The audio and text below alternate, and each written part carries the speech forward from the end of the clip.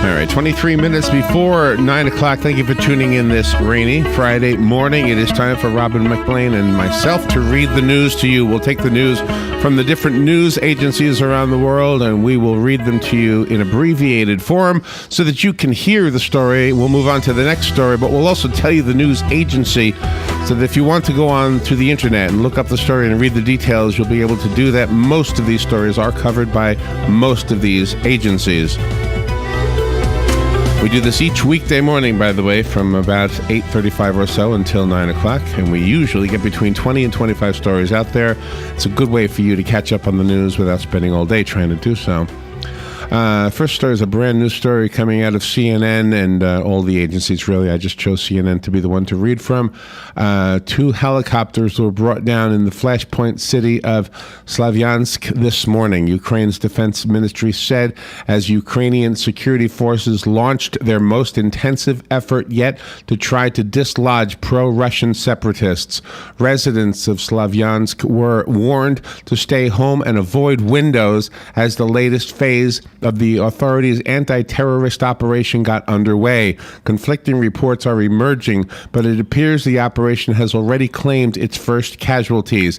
2 Mi-24 helicopters have been taken down with mobile air defense systems, killing 2 military officers and injuring others, according to the Ukrainian Defense Ministry website. Another Army helicopter, an M18, I'm sorry, it might be an Mi-8, forgive me if I'm not saying the name of the helicopter right, was damaged, but no one was hurt, according to the report. Militants took 1 badly injured pilot hostage after his helicopter was forced to make an emergency landing, according to the ministry, and efforts to free him are ongoing.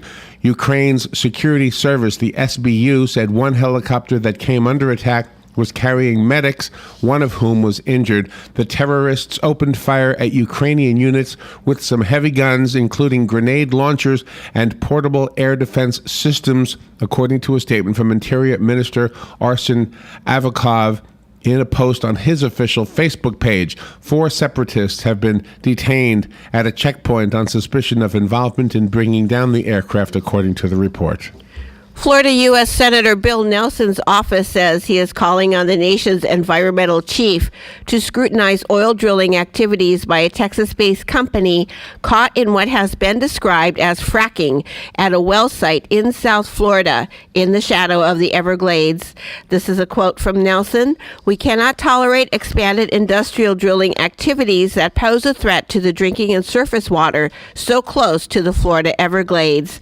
He wrote this in a letter yesterday to EPA Administrator Gina McCarthy. The recent discovery of a fracking-like incident there raises serious concerns about whether outside wildcatters would soil one of the world's great environmental treasures. Though the incident occurred several months ago, it came to light only recently. The company involved has agreed to a $25,000 settlement with the State Department of Environmental Protection. It is also being challenged by local residents opposed to plans for drilling at another Collier County site. That company, the Dan A. Hughes Company, has leased about 115,000 acres of mineral rights from Collier Resources Company, which controls about 800,000 acres in Collier, Lee, and Hendry counties. In the past few years, according to published accounts, oil companies have been obtaining mineral rights in counties that border the Everglades for speculative drilling and testing. Nelson's office reports that in just the past year and a half, Governor Rick Scott's administration has granted about a dozen permits there. Nelson, a longtime advocate and supporter of a massive federal state project to restore the Everglades, told the EPA's McCarthy that some local leaders and residents are growing increasingly concerned. Nelson says that these residents found out about the December unauthorized drilling incident months after the fact. In response, Nelson says Collier County commissioners just last week directed the county attorney to ask the state to consider revoking a permit it gave Hughes last year. Nelson noted in his letter to McCarthy that the EPA has control over additional permits that companies need to dispose of a drilling byproduct by injecting it back into the ground beneath the area's drinking water supply. The EPA gave Hughes one permit already and is currently considering a second application after giving the public extended time for comment, reported by the Florida News Network. Thank you, Robin. And that obviously was a little bit longer than the normal abbreviated story, but we thought that the efforts of Senator Nelson made sense, and not that not to make it a political thing, but rather just to think about the implications of the water. And everything I've said since Robin stopped reading is an opinion, and it's really not what this is about. But I wanted to make sure you knew why we had a longer than average story. The next story is from the Associated Press. Authorities said yesterday that they prevented an unimaginable tragedy by foiling a teenager's elaborate plot to kill his family and bomb the junior and senior high school in the southern Minnesota city of WOCA. Police arrested the 17-year-old suspect on Tuesday and charged him in juvenile court yesterday with 4 counts of attempted first-degree murder, 6 counts of possessing explosive or incendiary devices, and 2 counts of criminal damage to property. The charges say he told police that he intended to kill as many students as he could. Captain Chris Markison told reporters that authorities believe the teenager was acting alone and would have carried out the attack in the next few weeks if he hadn't been caught. Markison said he was disturbed by the amount of guns and other material the youth had obtained. He said he could not divulge if specific students were targeted. He said police were tipped by a resident who reported a suspicious person at a self-storage facility. This case is a classic example of citizens doing the right thing in calling the police when things seem out of place. By doing the right thing, an unimaginable tragedy has been prevented, is the statement from Markison. School Superintendent Thomas Lee said the 11th grader was known to school officials, but they had no major issues with him. He said teachers tried to reach out to him, but he was shy. We have escaped what could have been a horrific experience, is a statement from the school. Professional gardeners are bearing all to raise money for charity as a way to celebrate World Naked Gardening Day, scheduled for tomorrow. According to the World Naked Gardening Day website, gardening naked is not only a simple joy, it reminds us, even if only for those few sun-kissed minutes, that we can be honest with who we are as humans and as part of this planet. And in the grand fundraising tradition of the Senior Calendar Girls and the Buff Firefighters, a group of gardeners is embracing World Naked Gardening Day by posing for a calendar to raise money for Perennial, the Gardeners Royal Benevolent Society. David Lewis, one of the Grubby Gardeners team and head gardener of the Roof Garden, said perennials support horticulturists, young and old, who need support, advice, and assistance in times of crises. The charity is 175 years old this year, and yet not many people, even in the trade, have heard about it. In other words, this is a publicity stunt for a good cause. The shot at the Roof Gardens was one of these once-in-a-lifetime opportunities, and those who posed said they had brilliant fun setting up the pictures. And from the Washington Times, former President George W. Bush says he hopes his brother, former Florida Governor Jeb Bush, runs for president in 2016, and that he's only a phone call away if his younger brother needs advice. I hope he runs, the former president told reporters, saying he thinks his brother would be a great president. So, hey, Jeb, if you need some advice, give me a call, was one of the quotes. I have no clue what's on his mind, the former president said, and we will talk when he's ready. I've noticed he's moving around the country quite a bit. The former president said that while it's hard for people to believe, he really has not talked much with his brother about the presidency. Again, the story comes from the Washington Times. Minorities are more likely to be uninsured than whites, but many Latinos have largely shied away from signing up for Obamacare. Only 10.7% of people who picked plans on the federal exchange and reported their race were Latino, according to federal data released yesterday. Whites made up nearly 63% of signups, while blacks accounted for 16.7% and Asians for 7.9%. This relatively scant participation comes despite a heavy push by the Obama administration and its supporters into the Latino community. The Federal Exchange had a Spanish-language site, cuidadodesalud.gov, as well as a call center with representatives fluent in Spanish. The Obama administration also funded application counselors to help people in low-income and minority neighborhoods enroll, reported by CNN. And from CBS, Senate supporters of the long-delayed Keystone XL pipeline conceded yesterday they lack the 60 votes necessary to pass legislation authorizing immediate construction of the project, but said they remain hopeful of prevailing. At this point, we're still working to get 60, said Senator John Hoeven, a Republican from North Dakota, as he and Senator Mary Landrieu, a Democrat from Louisiana, introduced a bipartisan bill to end the delays and build the proposed oil pipeline from Canada to the United States. Landrieu, who chairs the Senate Energy Committee, faces a tough re-election challenge this fall and has said she will use all her power to make sure the project is built. San Diego, California police say 19 razor blades have been found at a San Diego park where 2 boys were treated for cuts on their feet. Officer Dino Delamitros says the mother reported her 2 barefoot sons, ages 7 and 15, stepped on razor blades Wednesday evening at Bonito Cove Park in Mission Bay. UT San Diego reports officers using metal detectors found 19 blades near one of 2 playgrounds at the park. The newspaper says razor blades were also found in the area last summer. In August, a woman cut her foot while walking through grass near one of the playgrounds. 8 blades were found in the area. Across the street several weeks later, about 20 razor blades were found in a park area across the street. No one was injured, reported by Fox News. This next story is from Time magazine. About 1,000 people were evacuated after an incoming train crashed into one that was already at a subway station in Seoul, South Korea. The accident comes with the country still reeling from the ferry disaster that left hundreds dead or missing. A subway crash in the South Korean capital injured about 200 commuters this morning, our time, this afternoon, their time, Friday afternoon, their time. No one was killed in the crash.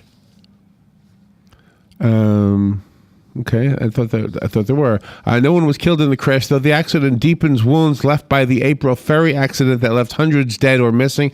An incoming train crashed into one that was already at a subway station. The story is repeating itself.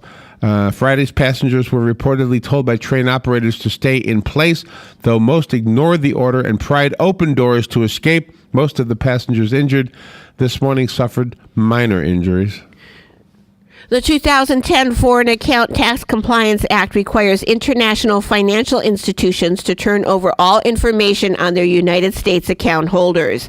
The Finance Ministry reached an agreement yesterday to turn information on U.S. citizens' bank accounts over to the United States Internal Revenue Service in compliance with a tough U.S. law designed to counter tax evasion. The 2010 Foreign Account Tax Compliance Act requires international financial institutions to turn over all the information on their U.S. account holders or else face tough sanctions from the United States, withholding of 30% of all U.S.-based transactions, reported by the Jerusalem Post. And from Reuters news agency, 2 Portland, Oregon teenagers told a judge yesterday they did not mean to torture a kitten when they microwaved it.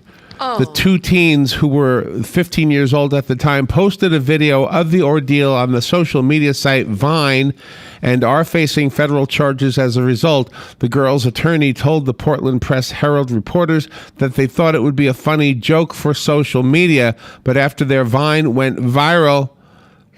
video went viral, the swift response was proof that the prank left few people laughing. The teens received threats via social media, are reportedly the victims of bullying at school, and are facing felony counts of animal cruelty, a charge that is punishable by 5 years in prison and $5,000 fine for adults. Because the girls are juveniles, their punishment likely won't be that severe. The Portland Press Herald reports the girls also must undergo psychological evaluations before their next court appearance. Torturing an animal is a marker for some serious behavioral problems, but we don't know if these defendants fit that profile, is a statement issued by the Cumberland County District Attorney Stephanie Anderson. After weeks of hand-wringing in the Florida state legislature and last-minute attempts by Senate leaders to scuttle the effort, the Florida Senate yesterday voted to make students who were brought to the United States illegally as children eligible for in-state college tuition, an issue dominated by political calculations at least as much as policy ones. The vote, 26-13, capped off an emotional debate on the Senate floor over the importance of giving talented Florida students, the so-called dreamers who were brought here illegally as children by their parents, the chance to have access to affordable higher education.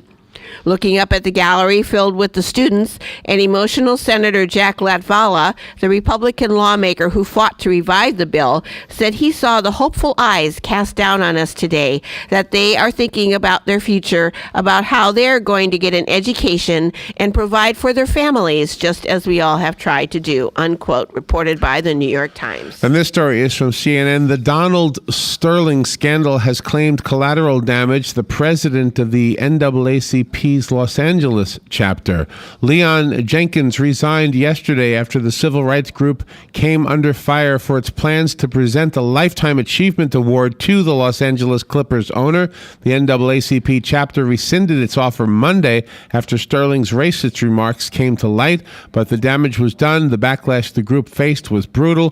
Please be advised that the legacy, history, and reputation of the NAACP is more important to me than the presidency, was a quote issued by Jenkins in a news release announcing his resignation. He said he was stepping down to separate the organization from the negative exposure that he has caused. And that was a quote from him, by the way. In Japan, fashion trends seem to come and go almost before you notice them. With summer rapidly approaching, many people are already planning their summer swimwear.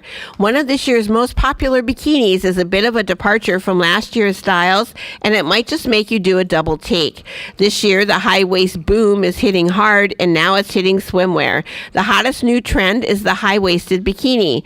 The bikini is just the latest addition to the trend. Last year, the hemlines were rising with the economy, but it looks like this year it's the waistband. This cut seems strangely familiar, though. Also returning to the beaches will be the bloomer bikinis and the 1880s style swim costumes, reported by Rocket News. And from CNN, a massive church was demolished to the ground this week in Wenzhou, a coastal Chinese city nicknamed the Jerusalem of the East for its large Christian population. Local officials responsible for the demolition say the church was an illegal structure that was 4 times the permitted structure size, but Christian groups are concerned that the demolition signals an official campaign against religious organizations. The Sangjiang Church took 12 years and 30 million yuan, or $4.7 million to build, according to a report.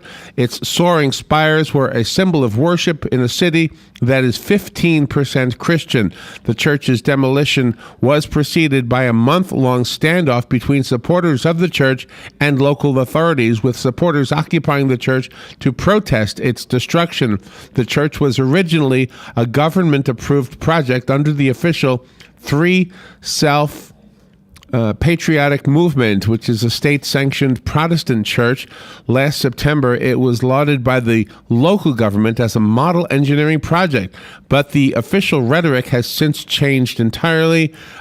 Jean Libo, a spokesperson with the propaganda department of the Yongjia County, where the church was located, told CNN that the church was destroyed because it was simply illegal. Documents relating to the September 11, 2012 terror attack in Benghazi, released by the White House just days ago under a Freedom of Information Act request, should have been turned over to Congress a year and a half ago. Representative Darrell Issa, a Republican from California, told a hearing of the House Oversight Committee yesterday. Some of the newly released documents indicate that the White House, 2 months before the presidential election, encouraged Susan Rice to blame the deadly Benghazi attack on a protest stemming from an obscure anti-Muslim video, reported by CNS News. And this is from Reuters. New York Mayor Bill de Blasio has called for proposals to morph phone booths that have been abandoned into Wi-Fi hotspots that could blanket the 5 boroughs with free access to the internet and ramp up a pilot program begun by his predecessor. If successful, the effort could be a blueprint for other cities, creating one of the largest free public Wi-Fi networks in the country. That was the vision laid out by New York City Mayor Bill de Blasio yesterday. In an announcement that could transform those familiar relics of the 20th century communication into next century broadband hubs. New York City has issued a request for proposals designed to create a network of internet hotspots that will blanket the 5 boroughs of New York City into free wireless internet access zones. The NBA yesterday launched its bid to oust Donald Sterling as owner of the Los Angeles Clippers over racist comments as a committee of 10 fellow team owners or their proxies convened by telephone for a strategy session. The conference call by members of the Advisory Finance Committee of the National Basketball Association's Board of Governors came 2 days after NBA Commissioner Adam Silver declared Sterling banned for life from pro basketball. Silver on Tuesday also fined Sterling $2.5 million, the league maximum, and called on the 29 other club owners who make up the governing board to exercise their authority to force Sterling to sell the Clippers, reported by Reuters.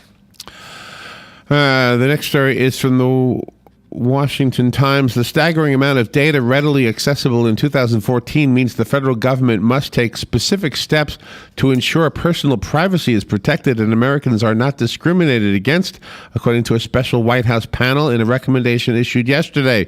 The Big Data and Privacy Working Group, appointed by President Obama in January, unveiled 6 specific steps Congress and the administration should take, including extending full U.S. privacy protections to non-citizens and ensuring that information collected on students is used only for educational purposes. 1/3 of adults in the UK are to be invited to take part in the world's biggest study of cognitive function. The aim of the trial, funded by the Medical Research Council, is to try to predict what factors may increase the risk of developing dementia. They will be asked to do a series of memory and reasoning tests online. When they were enrolled in UK Biobank 4 to 5 years ago, volunteers gave blood and urine samples, underwent a fitness test, and answer questions on their health and diet, reported by the BBC. All right, that's all the time we have for News Bites. We need to end that and move on to something else. It's still raining here at the Paddock Mall, by the way. Remember, we do this each weekday morning. We read the news in brief, for the most part, and it gives you a chance to catch up on the news. Robin, how many stories were we able to get in today? 21. 21, including that one long story. Yep. All right, we will take a little break, and Jim George is up next. Jim George will talk about cable. That's an interesting story about taking the old phone booths and making them into hotspots, huh? Yeah, very interesting. All right, we'll move forward. This is The Source, WOCA Ocala.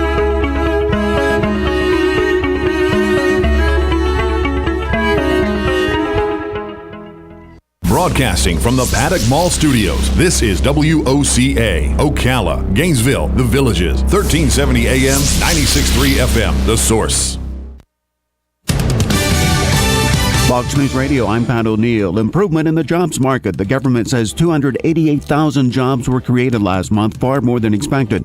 The jobless rate fell to 6.3%, the lowest level in 5.5 years. Ukrainian forces moving against pro-Russian supporters. 2 Ukrainian military pilots are dead after being shot down by Russian rebels in the city of Slavyansk. This after Kiev launched an active anti-terrorism campaign against rebels just north of here. Fox Radio's Jessica Gallagher in Donetsk, Ukraine. Rebels and citizens are now beefing up barricades in the city. Russian President Vladimir Putin's spokesman says the punitive actions by Kiev gets rid of any hopes of defusing the crisis. In Baltimore, a block-long sinkhole opens up, leading to panic.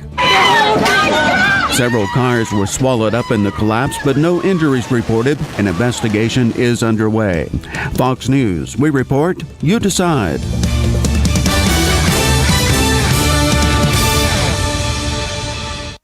Mother Mother's Day is next week, and Pro Flowers is offering an amazing deal. 1 dozen assorted roses plus a free glass vase for just $19.99. Go to proflowers.com, click on the blue microphone in the upper right corner, and enter the secret code 2929. But hurry, this incredible deal expires this Friday. Flower prices will skyrocket next week. Order now from Pro Flowers to get huge savings. You pick the delivery date and it's guaranteed. That's 1 dozen stunning assorted roses, absolutely bursting with color sent fresh from the fields, and guaranteed to stay fresh and beautiful for at least 7 full days for only $19.99, plus a free glass vase. Remember, flower prices can double next week. Time is running out, and this incredible special expires this Friday. The only way to get this amazing deal is to go to proflowers.com, click on the blue microphone in the upper right corner, and enter the secret code 2929. That's proflowers.com, secret code 2. Mark it down, Ocala. The only place in this town where you can buy double knockout red roses for just $10 is Bob Wine's Camellia Gardens. Better hurry, though, because they're going fast. Yes, gorgeous red double knockouts, regularly $19.99, still just $10 each this week at Bob Wine's. How about hummingbird plants? Dozens of varieties to choose from, starting at only $5.99. Why not plant a tree this week? You can still get large trees up to 6 feet for only $29.99, but you can always get bigger trees, all the way up to the super gigantic jumbos, only $4.99, delivered, planted, and guaranteed. Check the